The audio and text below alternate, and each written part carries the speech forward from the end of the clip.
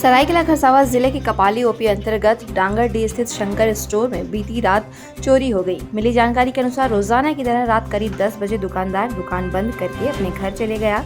जब सुबह दुकान खोलने के लिए पहुंचा तो देखा दुकान में लगे एल्वेस्टर टूटा हुआ पाया। जब दुकान में रखे सामान की जांच की गई तो पता चला कि दुकान में रखे 5 कार्टून रिफाइंड एवं सरसों के तेल गायब थे। जब जांच पड़ताल करने के बाद दुकानदार ने इस संबंध में एक लिखित आवेदन कपाली ओपी पुलिस को दी। कपाली पुलिस मामले की छानबीन में जुट गई है। मेरा दुकान में है, रात 9 बजे दुकान बंद करके घर गए। सुबह आके देखे कि एल्वेस्टर तोड़ करके 5-6 पेटी तेल लेके चल गए। शंकर स्टोर, अलवेला गार्डन, टीओपी का पीछे, टीओपी रोड। कितने लाख की जो चोरी हुई सामान आपकी? लगभग 10,000 की। क्या क्या थे उसमें? उसमें बापू तेल था, रिफाइंड तेल था।